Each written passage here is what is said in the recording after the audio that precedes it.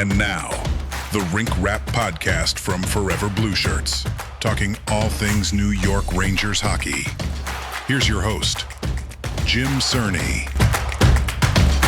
Welcome back to Rink Rap here at Forever Blueshirts. I'm Jim Cerny. Thanks for liking and subscribing and reading our stories and all that. And speaking of reading stories, first and foremost, we want you to go to Forever Blueshirts, but you have to go to Newsday as well and check out what my buddy Colin Stephenson is writing about the New York Rangers, because he's got some spicy takes right now on that team that he covers over at the Garden, the New York Rangers. Colin, thanks for a few minutes today, man. Do we have a lot to talk about? Jim, that Boston game broke me. It broke me. I was just like, what are we doing here? Like, what are we doing? Oh my goodness. Well, at least they followed it up with a full 60-minute effort against Seattle after. Oh, wait, no. But at least they came back then, on Wednesday night at the Garden with the big. Oh no, that didn't. There was a point, like, we were. I don't know if anybody read my story, but it just kind of dawned on me, like, you thought the Boston game was rock bottom, and it turns out it might not have been, because because for a while, last night it was looking like, this game was worse than the Boston game. At least Boston, they scored first, right? But against against Ottawa, you take a penalty a minute and a half, and Ottawa, by the way, Ottawa, which hadn't been playing well, they recently lost 4 in a row. They had won the night before, so now they're playing on the second night of a back-to-back, and you take a penalty a minute and a half in, you give up a power play goal 2 minutes in, and away we go. And then 5 minutes into the game, you're down 2-0. But if you really want to even build on that, not only did you take a penalty a minute and a half in, that's one of your veteran leaders, one of the guys that you really lean on. And it was like a completely senseless penalty. Oh yes, in the offensive zone. So check. And he's first over the boards on the penalty kill. So if he's in the box, right, and that means he's not out there killing the penalty. Not only not killing the penalty, but not taking the face off. Because not taking the face off, not killing. That's the guy you want taking that face off too. Yeah, it's boom. There you go. In a nutshell, New York Rangers, not only 25-26, but since 24-25 as well. I mean, the dysfunction, anyway, there's so many ways to go with this. Like, go ahead, say your piece, and then I got a question for you. It's like they got old. Yes. All of a sudden, everybody all at once, bang. And then now there's, because 2 years ago, everything went right for them. Everything went right for them. They would be down a goal, 5 minutes left, they'd get a power play, bang, power play goal, go to overtime, win in overtime. I mean, I can't tell you how many times that happened. Last season, they'd be down 5 minutes to go by a goal, get a power play, don't get a shot on goal. No chance. And then give up the empty netter and lose by 2. You know what I mean? Like so everything that went wrong, everything that went right 2 years ago went wrong last year. And you figured the pendulum would swing back again this year, but no. Or at least even out, somehow. Oh, no. It really just looks like it really smacks of them all just getting old at the same time, which is really crazy. And here's the really crazy part is that you got 3 of your key guys, and Artemi Panarin is not included in that mix because he's a UFA at the end of the year. You got 3 of those guys who are really difficult to move, especially Zibanejad with the no move clause all the way through his contract. Miller, who they're not going to move. He's captain and he's got the no move clause for years to come. But you got 3 guys like that. And they're all going to be 33 next year, 34 the year after that, 35 the year after that. Like, it's not getting better. And behind them, where are the kids? There aren't any. The prospect pool is damn dry. Right? Seriously. Yeah. Although, to be fair, the timing of that statement is mitigated somewhat by the fact that Gabe scored 2 goals last night and 2 pretty ones, Perrault. So he is the one name, among the, prospects, who are the kids, prospects, what do they got coming?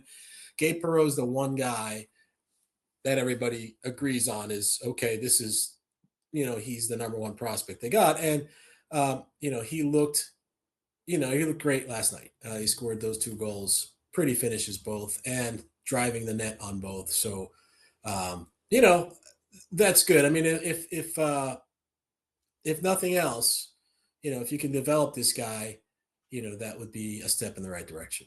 Right. And I argue, I agree in the argument or the statement that, he's the one guy that looks like, boy, he could be a top 6 fixture, like a guy that you build around. He's part of your core, moving forward, especially, and I've used this term many times in the past, once he fills out, gets into his man's body, because I think he thinks the game as a mature player.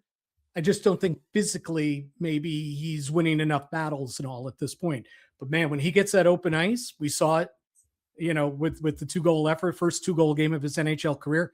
Man, he's got silky mitts and he can finish. And that's only part of his game because he's probably a better playmaker than he is a finisher, right? Yes. And to be completely honest, Jim, like I've been waiting for it. I've seen, saw him last year. He played what? I don't know. He didn't play 10 games. He played less than 10 games, 6 games, just 5 or 6 games. I think the first game that he played, he had a pass. He set up Lafreniere, and it was one of his first few shifts. And Lafreniere wasn't ready for the pass because he didn't think it could come. And it was just a perfect pass. But that was the one moment that stuck with me from last year. Other than that, I didn't think he made much of an impression. And quite frankly, this season, I hadn't seen much.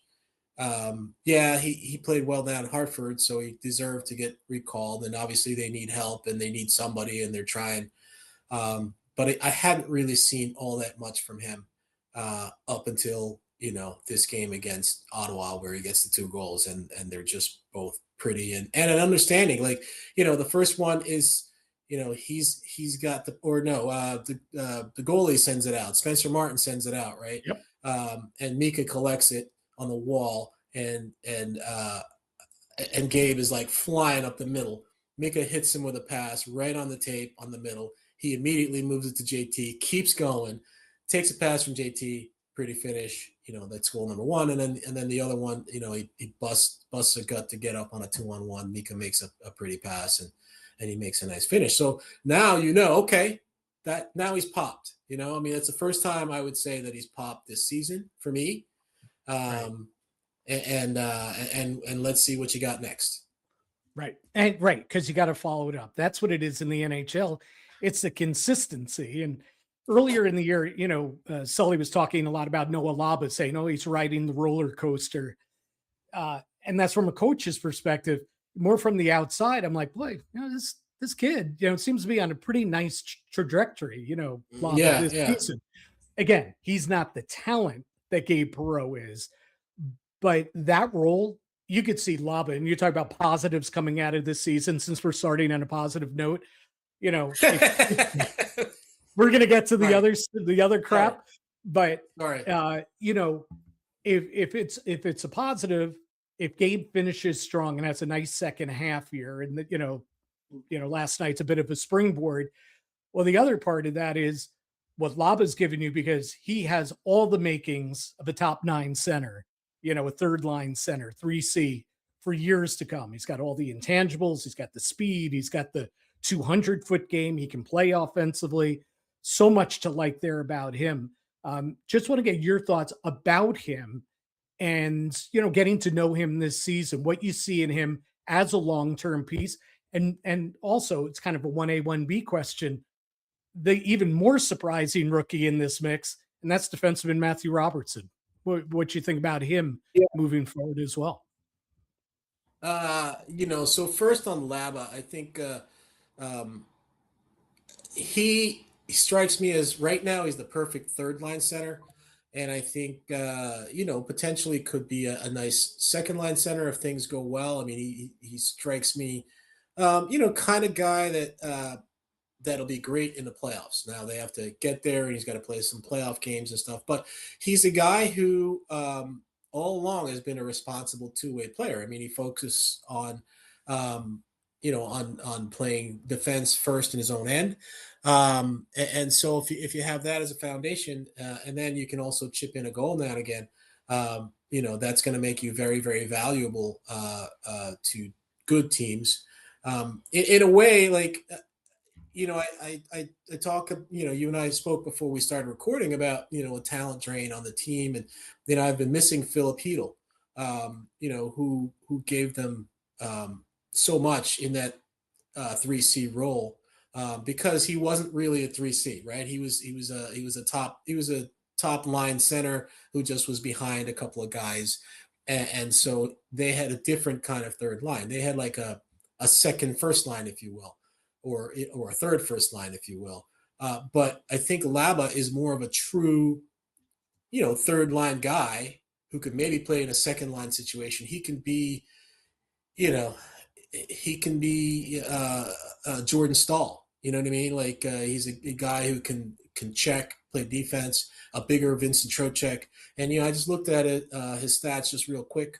51.9% on faceoffs as a rookie, which he's only going to get better. If you look at the guys who are at the top of the charts on faceoffs, they're all veteran guys, right? I mean, Trocheck's 32, JT Miller's 32.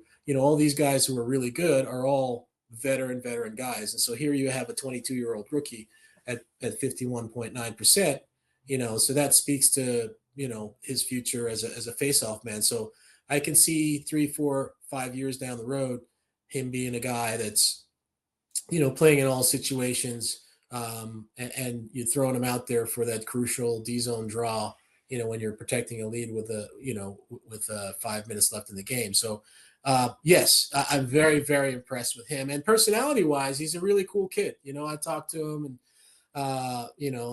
don't talk to him a lot, but I go by, and he really handles himself very well. He's not awed by anything. He's just he's a really cool kid. He feels like he belongs. He's proven he belongs. And I think that's quite a find for them for a fourth round pick, but he's an anomaly for them. I mean, they don't have a ton of guys like that. Matthew Robertson, you mentioned, is a guy who was a second round pick. They had high hopes for him when they took him in 2019, and it's taken him this long to get here. And I don't know why necessarily. He is big, and he is a solid defensive player. He's been a revelation a bit, and he started the season. He never played in the NHL until the last 2 games of last season, right? He'd been up a couple times, and as an extra defenseman, didn't get in. Played in the last 2 games, and we were like, oh, okay, that's nice. They re-signed him, bring him back. He's a 7th defenseman. Well, now he's probably like the 5th defenseman, right? I mean, he's at the 5th at least, and maybe he's even the 4th. I don't know. So he's worked his way up, and he certainly has given them something that they've needed in that, third pair left side defenseman role, something they didn't get out of, Zach Jones or, Libor Hayek or any of these guys that were there before. I'm happy for him because he's kind of persevered. It's good to see a guy like that, come out on top. Well, not on top. I shouldn't say that. That's a little early to say, but it's good to see a guy like that have some success and some validation, for all the, the work and the sacrifice and, the hard times he's had to deal with. Yeah. And, you're right. Talking about him kind of solidifying, locking down that third pair role. Lately, he's actually on the second. I was going to say, right now. I was going to say now he's moved up. And so I was going to just get your take on that as well. We had seen Soucy and Borgen basically be that quote unquote shutdown second pair pretty much the entire season. But now as we progress, Robertson and Soucy flip roles. Now, part of that could be Sully saying, hey, we got Morrow playing here with Fox out. He probably is best protected if we have a veteran like Soucy with him. Maybe that's the mindset, right? Possibly. Or could be I just think I see more in Robertson than I see in Soucy at this point. Well, that's what he said. Right. Yeah. He when he was asked that question, I don't know, a little while ago, and he, actually made the switch within a game, and he was asked a question after the game, and he was like, he said something like, it's based on what we see, your performance or whatever. He softened that a little bit, and he has talked about balancing out the defense, and you're right. I mean, it may make sense to, you had a rookie on the right side of the third pair, maybe give him a veteran to kind of help him out, as opposed to another rookie, having two rookies back there. So, it's possible that's what's in their thinking. But in any case, he's played well enough to earn their trust. Good on him, good on him. I know he had some, I wouldn't say struggles, but I know he felt the need to incorporate a personal mental coach, I guess a couple of years ago, I guess it's paying off now. He still is a very quiet kid, very earnest when you approach him in the locker room. It's still in some ways a little bit kind of like, am I, pinching himself almost like, am I, do I really belong? But he, on the ice, he's been really good for them. Yeah. And the other option here too, and who knows, this might be putting too much thought into it, but you would assume Carson Soucy, some team's going to take him to be a veteran right at the trade deadline or ahead of the trade deadline, I would think. And at this point, there's no point for the Rangers to hold on to him. Yeah, I mean, he's in the last year of his contract. So right. And so maybe it's giving Robertson, hey, let's see if this kid can handle this role, because that might be his role for the rest of this season. Until it's entirely possible. Yeah. Right. All right. So, boy, we covered the positives in no time, didn't we? Now, I know that there are other positives to this season. Now you want to talk about somebody that's over 24? Yeah. Now we're going to talk about the over 24s, and it's not going to get pretty. Did this capture you after the game yesterday? Am I reading too much into it? I did a small little column on putting lipstick on a pig. The Rangers didn't lose 6-0. They were down 6-0, but they lost 8-4. And listen, that's with taking into account, yes, it's a good thing that Gabe scored twice and Laba got a power play goal. All of that is good for those kids. But at the end of the day, it was 6-0. Like you said, probably more embarrassing than that game up in Boston on Saturday, right? So 6-0. Okay, you lose 8-4. You outscore them 3-2 in the third. So I know JT Miller has answered the same questions. It's 3. By the way, it's 3-2, but one of those is an empty netter. I don't know why you pull the goalie with a minute left and down 3. Yes. But okay, whatever. But I digress. Yeah, I'm going to take that digressing and take it even a step further. They have to be on the way. You have to look this up, man. They have to be on their way to the NHL record for most empty net goals allowed in a season, right? I mean, it's a given. I'm like, there goes Igor, there goes Quickie, and there goes the game. I know. Well, I guess, yeah, but part of that is because old school, old farts like you and me remember when you waited till 1 minute left in the game to pull the goalie. Yeah. Now they're pulling the goalie with like 3 minutes left, and and so that does expose you to giving up more empty netters. But yeah, they have given up a lot of empty net goals, and they haven't scored many 6-on-5 goals. Nope. I mean, the big one from Will Cooley, right? Cooley had the one big one. I don't know what am I missing? Did they have another one? Yeah, I think they have 2. I will look it up, I promise, but it's not a lot. They've scored a lot fewer 6-on-5 goals than they've allowed empty net goals. Yeah, that's a safe one, right? That's a safe one there. All right, so here was my big wind up about the putting lipstick on a pig column that I wrote. JT Miller, you tell me if I'm taking this the wrong way. And I know JT is under the gun. He answers the same questions night after night. He's a guy, I've known JT since he first was drafted. That's not his favorite part of the job, talking to the media. Right? Hey, I'm not underselling this right here, right? That's not his favorite part of the job. but he does it. He's captain. He gets it. And to his credit, I think he's held his shit together pretty well. Hey, can we say shit? We could say shit on your podcast? Yes, you can. Go ahead. You can call me a shit head if you like. Because JT said shit on TV. Like, he asked a question. Yes, he did. About slow start. He goes, no shit. No shit. Yep. That is correct. I'm like, there's a television camera right there. Like, he doesn't care. Well, but that's part of it. So he says, no shit. Of course, we didn't want to be down. It's not the best scenario being down 4-0 after the first period. Says, but we outplayed them and we showed pride. And I know he's running out of things to say, but I couldn't think of a worse quote to have your captain say, to have your fans read the next day. So do you think I'm I don't know, blowing it out of proportion, or what was your take? No. Actually, it speaks to his mindset and what he's thinking. He stood there, or he sat there in Boston, and after that game, and was, he emptied it out, and he said all the right things, and about we should be embarrassed, we should puke, we should, all this kind of stuff. He said all those things after Boston. And then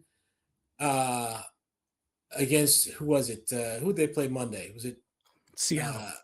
Seattle, right? And I didn't happen to go to him because I went somewhere else, but he entertained a bunch of people. And I think he probably spoke for a minute. And a couple of the things that he said were, I don't know. It was especially for a captain in that when you look at it under that lens, it was jarring that he just didn't have anything to say. I think someone asked him, what was your message to the team after the game? And he said, I didn't say anything. I didn't know what to say. And, I don't know. I mean, the reason you chose JT Miller to be the captain is because of his attitude. And, they said it, and they've said it more than once. He's going to pull you into the fight, and they wanted somebody with that kind of snarly attitude that was, going to make you more competitive and stuff. But this is also part of what the captaincy is about, is leadership, and projecting leadership out there for the rest of the team to see.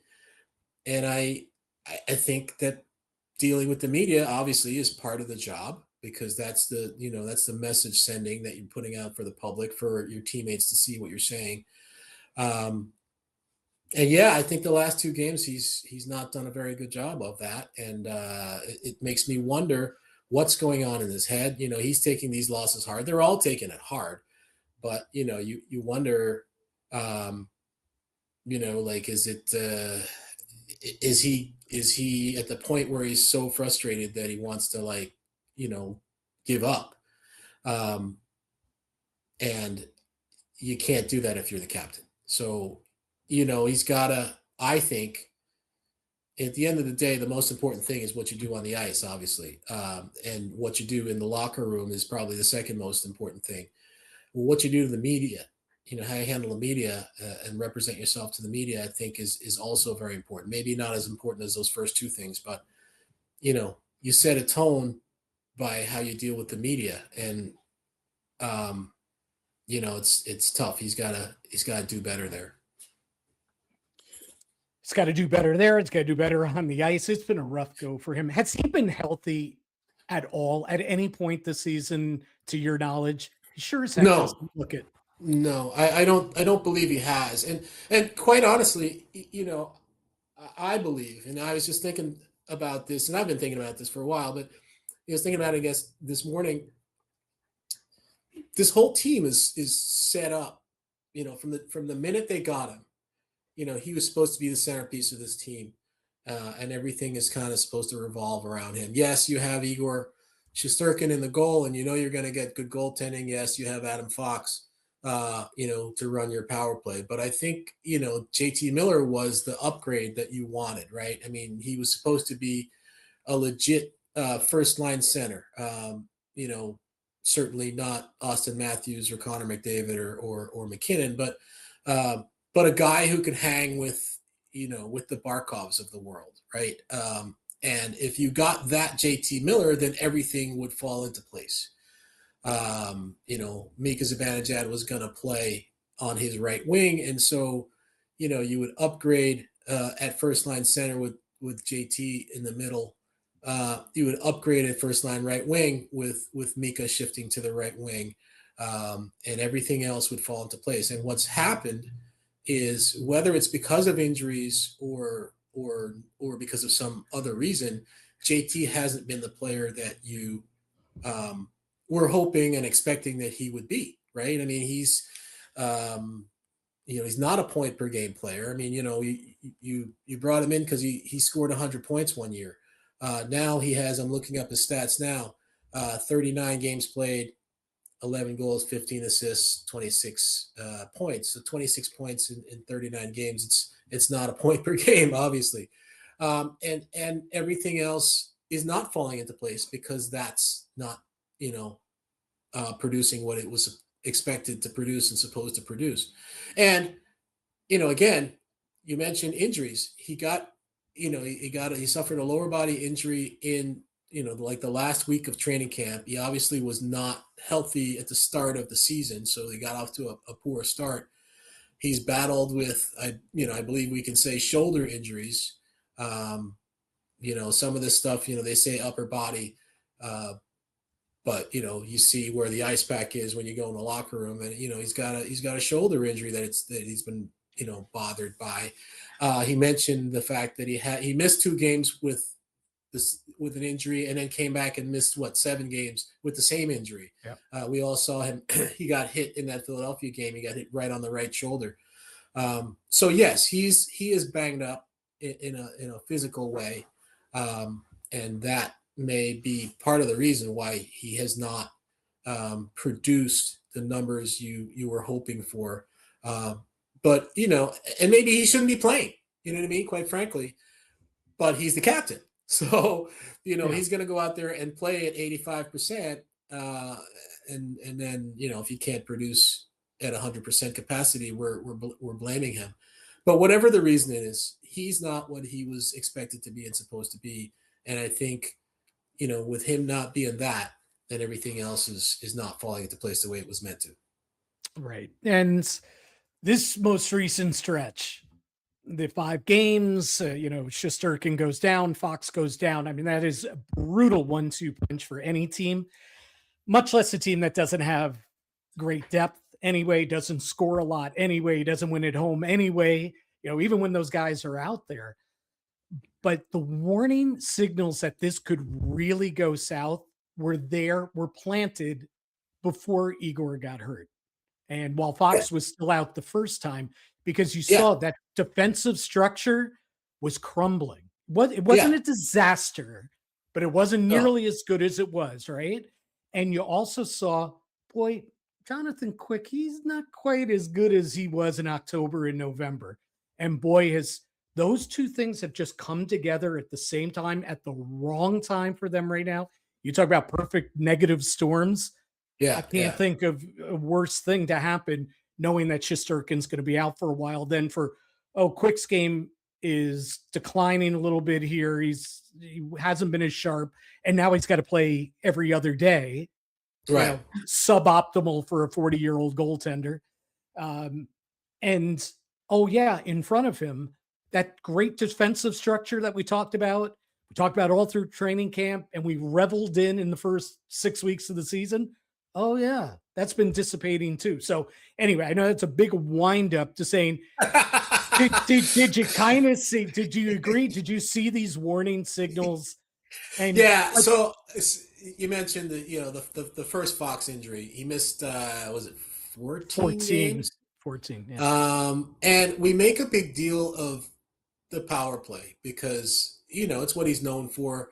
And you looked at the numbers on the power play, and they were so much not as good without him, and they couldn't figure out. They went with 5 forwards for a time.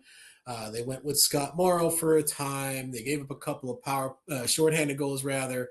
Then they switched eventually to Gavrikov, and then Fox came back. And for those 3 games that he played, boy, the power play was like 5 for 8.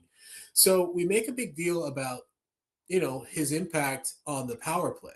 But if you look at, the analytics, and you look at that first defense pair with Gavrikov and Fox, their numbers were very, very good, right? Yes. I mean, like all that stuff that we care about, shots for and against, and Corsi for and against, and scoring chances and high danger chances and actual goals. So that was really, really good. They were, when Fox was playing, they were the number 1 defensive pair, I think, analytically, in the league. Mm-hmm. And then if you look now at Gavrikov playing with Braden Schneider, who's, has been his partner since when Fox isn't playing, not so good. And we've seen Gavrikov. We know what kind of player he is, and he's showed himself to be. And he's made a lot of really good plays that, that catch your eye. Like, he'll be back and he'll just take the puck away from a guy, or, he blocks shots and all this kind of stuff. So we know that, he's a good player. And, we like Braden Schneider, but he's been a third-line player for most of his career. Now he's stepping up and being asked to play on the top line or top pair. And again, you compare the Gavrikov's numbers with Schneider to Gavrikov's numbers with Fox, and there is a stark difference. So yes, Adam Fox obviously made a huge difference on their power play, but he makes a really, really big difference, if not a huge difference, in 5-on-5 play in defensive situations as well. Yeah. There are so many reasons to argue against doing this next thing that I'm going to suggest. However, but you're going to do it anyway. But I'm going to do it anyway because, listen, I don't think this is a playoff team. I think you have to answer other questions along the way here. And right now, Jonathan Quick is not the answer. He's got to get himself right. You see him, like, instead of simplifying his game, it's like he's trying to do too much. He is scrambling like crazy, chasing pass after pass, as opposed to just the fluidity, the confident fluidity when he's in his game, or in Igor's on his game, or whatever. So he's out of whack mentally, and his game's out of whack. So I say you still need to find out about the kid in Hartford, Dylan Garand. I know, and here's part of the argument against calling up Garand. He hadn't been really good this year. AHL All-Star last year was his best of his 4 pro seasons. He has not been anywhere near that level. Granted, Hartford's not really a terrific team in front of him, but you can argue he took a step back. So it's not like he's pounding down the door. Where's my opportunity? Igor's out for a while. Let's see what I can do. But I would argue it's really imperative that the Rangers find out if this guy can be an NHL backup before they make decisions this offseason about, we have to get somebody, assuming, Quick doesn't come back or he retires. So I'm making the argument here that maybe now is the time, especially going out on the road where the Rangers do play better, getting away from the Garden, to maybe give Garand a start or two in the upcoming games. Call him up, give him a start or two. Let Quick kind of catch his breath. He's still your guy with Igor out, but get a look at Garand. Is he an NHL goaltender? You think I'm whacked? Do you think there are too many reasons not to do it? Not enough reasons to do it? Just want to get your take. I wouldn't say that you're whacked. I would say, because it's a legitimate question, right? Like, they do have a back-to-back on the road trip. Yep. So they're Saturday afternoon in Philly. They're Monday, Tuesday in Anaheim, LA. I'm pretty sure that they're not going to want to play quick in both ends of that back-to-back. So they're going to have to play somebody else in one of those games. At this point, you call the Spencer Martin is the guy who's, he's got NHL experience. He was playing in the KHL this year. They signed him in midseason, and you called him up. And I thought that was curious when they called him up, because I thought Garand was number 3 on the depth chart, but apparently not. But they called him up because they knew they were going to go with Quick, and they just needed somebody to back up. Right. And so now Spencer Martin's been here for a week and hasn't played a game. So I don't know. Hasn't started a game. Hasn't started a game. Right. Got into 2. Sorry, he got into 2 games. So I don't know, if you're going to get somebody has to start that LA game or that Anaheim game, whichever one Quick doesn't start. I don't know if it might not make more sense to have Garand, who's been starting presumably down in Hartford, start, get that start over Martin. The pause is if he was playing well, this would be, an easy, this would be a no-brainer. The fact that it's not a no-brainer tells me that maybe he's not playing well. Maybe he doesn't deserve the opportunity right now. You remember he played in a game in the preseason and got lit up. Was it Devils? Maybe, I forget which. Islanders, maybe the Islanders. Maybe it was the Islanders. I don't remember. But so it's possible that like he took that with him and just hasn't been confident and hasn't had a great year. And if he hasn't had a great year, then what are you going to learn about him putting him in and having him get lit up, by one of these teams? So I don't know. I would think long and hard before doing that. I honestly, I think I'd probably, if he's not playing well, I wouldn't do it. And if the coach down there, Grant Patolny, is telling him, hey, you know what? No, then no. You know what I mean? Like, and if he's playing well, then okay. So no, I wouldn't bring him up just to bring him up and get a look at him, because I don't think that's fair to him. If he's not playing well and not feeling confident, then you're not going to see the best of him. So I don't think that would be fair to him. So no, I would not do it unless, if he's, if something happened, and I haven't, I don't check Hartford's stuff every day. I mean, I check it every so often, so I don't know what last I looked, his numbers were okay. We're fine. They were, whatever. Yeah, but it's a dip, and he's allowed 11 goals his last 2 starts. It's just hasn't been a great, they won last night, but Callum Tongue was the goalie last night, for example. Yeah. So no, I wouldn't do it then. I wouldn't do it. Okay.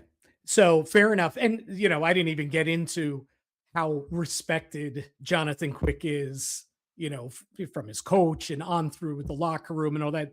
That's a tough move to make if you're, we're going to bring this kid up. He's not having a good year in the AHL. Quickie, why don't you take a couple days off, Yeah, no. The last time they had a goalie who was in Hartford who came up and played here was Igor. Yep. And Igor's numbers down there were insane. So, he clearly was kicking the door and bashing the door down to the point where they brought him up in January 1st, and they carried 3 goalies, if you remember, because, Igor just needed to come up because he was that good. And they'd probably made, made promises and stuff like that. But in this case, if the kid's not playing well, no. I mean, I just think it is what it is. But I would play Spencer Martin. He's gotten a couple, as you point out, relief appearances as well. So he's felt the puck. He's seen NHL speed. He came in last night. It was 6-0 when he came in. He only allowed 1 goal. The other, as we mentioned, was an empty netter. And he started the Gabe Perrault scoring play too with that nice outlet. Right, he started the Gabe Perrault the play on the first goal. He outlet it to Mika, and that led to Gabe scoring. So yeah, I would give him a look and see. I mean, I don't have great expectations necessarily there either, but I think you it's like the Hippocratic Oath, right? Do no harm. You know, Right. this is Yeah. so I would, I wouldn't take a kid that's not playing well and put him in there just because he's a kid. All right, good stuff. That's a fair answer. All right, I know I've kept you quite a while. I got two big questions for you. I'm just going to tee up. I won't even give my opinions and everything. But, I think it's safe to say that the Rangers, if they haven't already, need to Sell? figure out. Yes, they need to sell. And obviously, at the head of that list is Artemi Panarin, unrestricted free agent, but a tough guy to move, a guy that showed no willingness to want to move at this point. So from your reporting and conversations and people you've spoken to, where do you think this is headed with Artemi Panarin before the March 6th deadline? Well, so I spoke to Artemi last week or maybe the week before, and he seemed to he actually brought it up. Like I was talking to him about the team and the trade deadline, and he kind of brought up the trade deadline, sort of as it relates to him. And what he told me, and I'm reading between the lines, admittedly, but what he told me was he's okay with whatever happens. And he admitted that he got off to a slow start, and he admitted that, a couple factors played into that. Number one, that he also was injured in training camp. He did not play in a preseason game. But he also was worried and thinking about too much, other things, meaning, the contract negotiations. But then he said he got over it. He's over it. He's past that. So now he's kind of, he looked in his eye, and I feel like he's fine with leaving, but obviously he has a full no move. And so, he has the control over it. So if you're sending him someplace where he wants to go, I think he'd be okay with it. The questions, there's a couple questions with that. Obviously, if you don't have any intention of re-signing him, then anything you get for him now is better than letting him walk away. If you were trying to capture a playoff spot, he could help you. Maybe you keep him, maybe you hold him, but realistically, you're probably better served moving him if you can and getting what you can for him. I don't know how much you get for him. You'd have to retain money in all likelihood when you ship him out. But I think if you could make a deal with, say, Florida, where you could go play with, for the 2-time Cup champions and be back with his buddy Bob, that would be great. If you could make a deal with, say, Tampa Bay, which looks pretty good again this year, like they're making a little bit of a comeback, and he could go play with with Kucherov.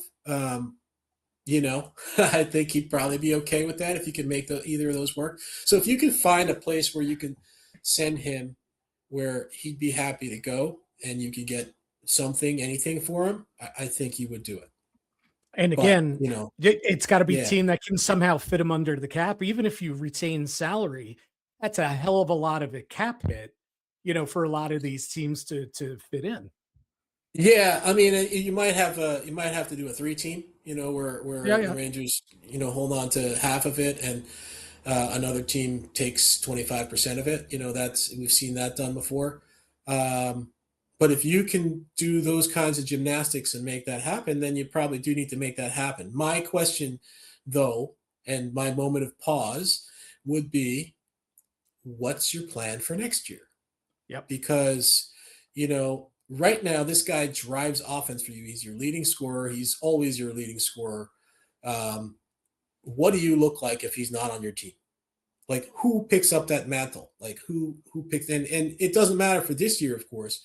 But, presumably, if you're not going to re-sign him, who are you going to sign that is going to, get you a point a game or 90 points in a season and, score 25 goals and set up, all those other goals that Panarin does, right?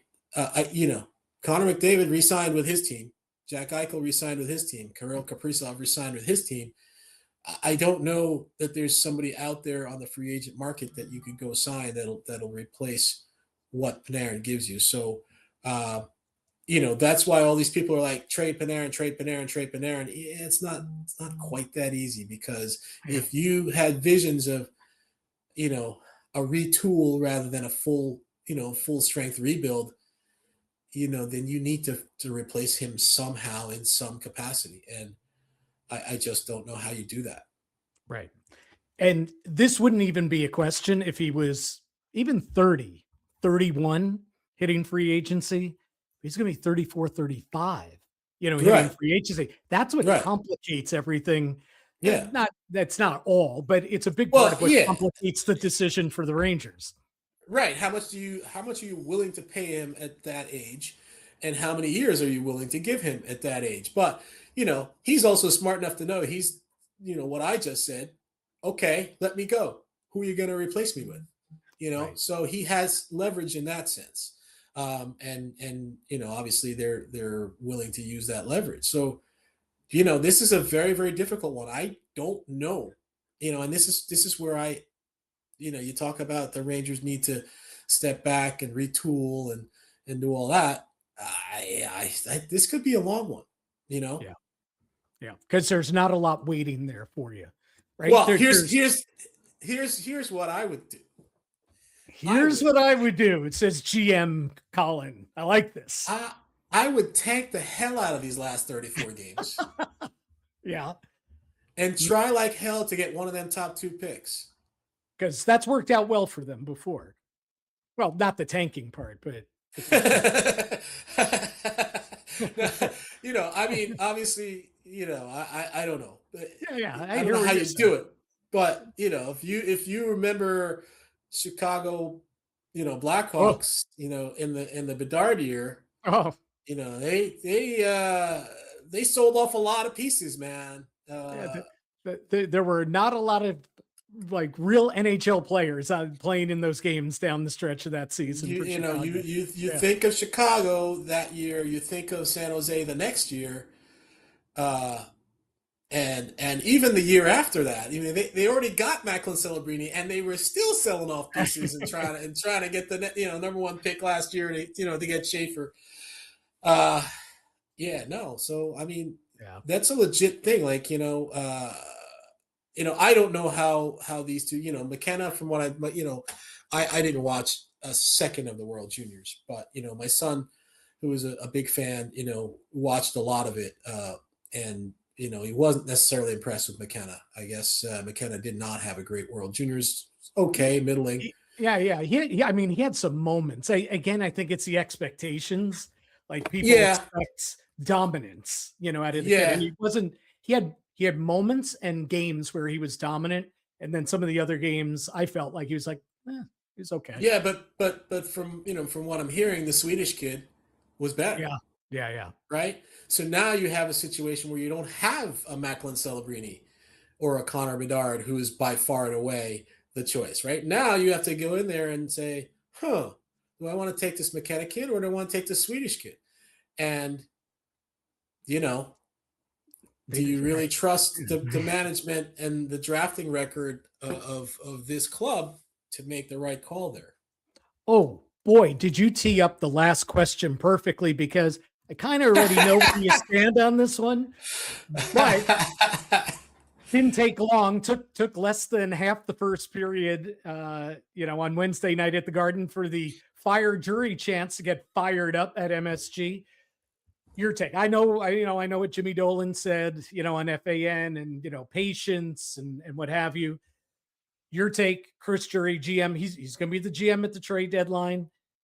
Would you, or do you think he should still be the GM when the offseason would rebuild, retool, just whatever needs to be done this offseason? Do you trust him to be the GM? And do you think he'll be the GM?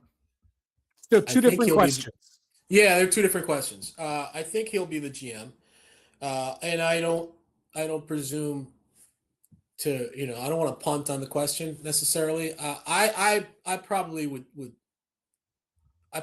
stick with him, but he'd have to show me the plan, right? Like I'd need to know the plan.